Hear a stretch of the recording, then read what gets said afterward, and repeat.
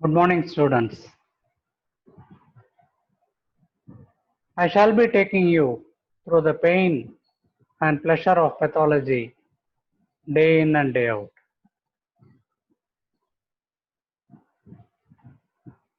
It is better to understand a little than to misunderstand a lot. A brilliant saying of Robbins and a favorite quotation that I have borne in mind as a student.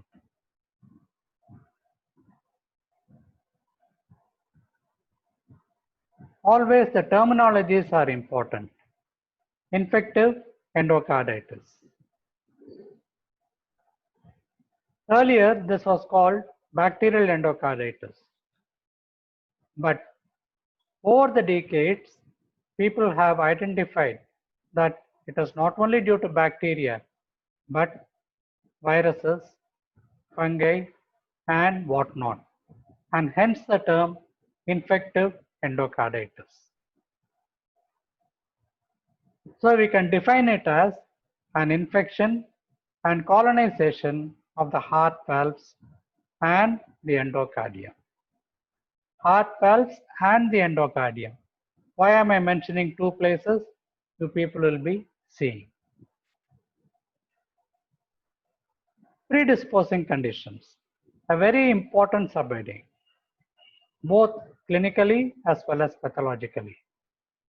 Patients who have got congenital heart disease, previously who have suffered from rheumatic heart disease, who are on prosthetic valves, infection elsewhere in the body, cutaneous or bone, septicemia, having caries tooth, or through normal oral commensals and osteomyelitis are all prone to have a risk of infective endocarditis. And there is a box here for us, the intravenous drug abuse.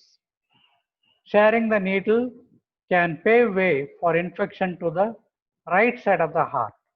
Hence, the tricuspid and the pulmonary valves are more commonly affected than the rest. Etiology. Name this, you find that most of the infections are covered. Streptococcus, Staphylococcus, E. coli, and in hospital bedridden patients, Pseudomonas aeruginosa. These are all the common organisms. As I had mentioned earlier, there can be fungal infections also. But this is not the list. Something that again I thought will be of great interest to us. Never try to understand things in life which you cannot. What am I trying to say? It is easier to mug up. So mug up things which we cannot understand. Why am I saying something like this? Absolutely no logic, but then it is important.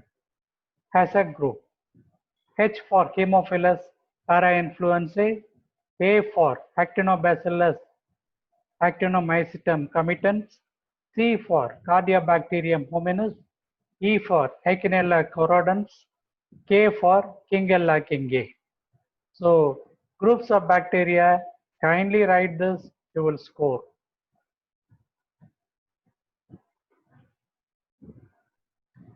Clinically, the endocarditis is divided into two types, an acute endocarditis and a subacute endocarditis.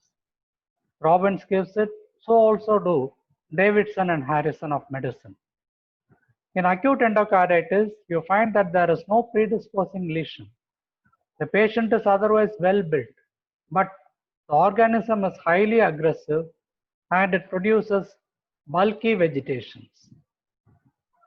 Sometimes it can cause perforation of the valve leaflet and the infection itself is poorly controlled.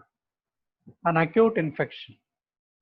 Subacute endocarditis, on the contrary, it occurs in patients with predisposing cardiac lesions. The organism is not as virulent as acute. The vegetations are smaller but much larger than the rheumatic heart disease, etc. They are less common and they can be controlled with appropriate antibiotics. So it can be divided into two, acute and subacute. When we talk about the infective endocarditis, there are two types of lesions. One will be the cardiac, the other will be the extracardiac lesions. Vegetations, which can be endocardial or valvular. And surrounding the artificial valves, there can be a ring abscess. An abscess is formed surrounding the valve, as a result of which it can be displaced from its original site. Acute inflammation, when it is being controlled, can be converted to chronic, and just like healing of any wound, there will be fibrosis or calcification. Fibrosis or calcification. If that is difficult, please remember this one. It is easier. The vegetations are bulky. Look at this one. They are large and they are composed of fibrin. There will be organisms within. Areas of necrosis is present. And they occur in the direction of blood flow. This is the upper surface of the valve. So obviously in the upper surface, in the direction of blood flow, they are found. They can overgrow the valvular surface and they tend to hang over. Sometimes they can be present in the myocardium. This is the valve and they can be present in the myocardium. When is it? Whenever the patient has got a septal defect, there will be a jet-like force. A jet-like force that comes, impinges on the endometrium, it causes a damage, and then there can be an infective endocarditis. There can be a rupture of the cardiac tendinae. As we had mentioned earlier, there can be production of ring abscesses, particularly in artificial valves. And whenever there is an acute infection in the heart, there can be an acute pericarditis as well. So these are the cardiac lesions. I repeat once again, deliberately, bulky and friable, composed of fibrin, areas of necrosis, occur in the direction of blood flow. They can overgrow the valvular surface, occur in the myocardium due to septal defects, rupture of the cardiac tendinae, ring abscesses, and acute pericarditis can all occur. And whenever I say cardiac, there has to be extracardiac, obviously. And outside the heart, we can have embolization. The vegetations can get fragmented, get lodged anywhere in the body, leading to septic emboli. There can be abscess formation in any organ of the body, the kidney, the bone, the brain, etc. Apart from these, there can be, please remember these, the subungual splinter hemorrhages, lesions on the palms and soles called the Janeway lesions, subcutaneous nodules called the Osler's nodes, and areas of retinal hemorrhage called Roth spots. For students who cannot visualize what I am saying, kindly see this. Infective endocarditis, the extracardiac manifestations, splinter hemorrhages,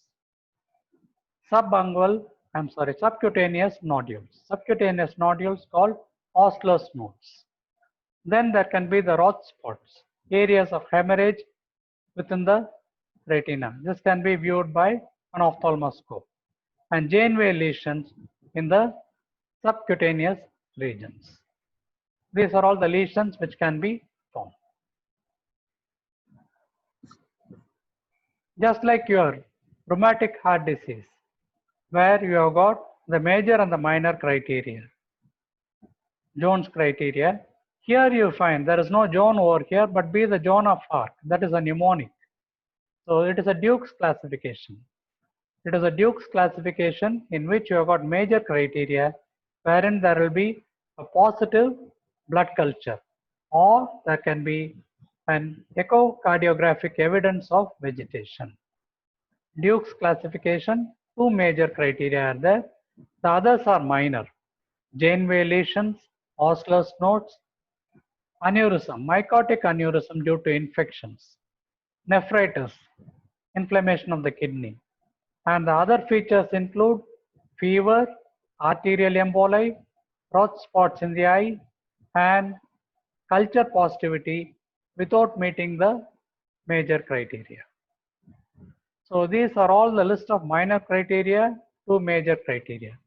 Whenever you have got both the major, it is indicative of infective endocarditis. Or when there is one major and three minor, you call it as infective endocarditis alone. Sometimes these are not there, but five minor criteria alone, still you can make a diagnosis of infective endocarditis. The patient presents with fever, cardiac failure due to the valvular damage. There can be cutaneous hemorrhage, maybe because of disseminated intravascular coagulation. Cutaneous hemorrhage can be there. Laboratory diagnosis. Any questions, doctor? This is one thing that is very important. Laboratory diagnosis. And I have simplified it and given infective endocarditis. Because of infection, you will have to do a culture and sensitivity. Blood culture and sensitivity, repeat it at least 3 times. If it is positive, fine. If it is negative, you have to repeat it again. Neutrophilic leukocytosis in the peripheral blood. ECG will be showing because of damage to the heart. Echocardiogram because of the damage to the myocardium or the endocardium or the valve, an echocardiogram. And when you take a scan of the body, there can be septic abscesses found in different parts of the body. It can be a brain, it can be an osteomyelitis, or it can be an abscess of the kidney. So it will be important that we do this.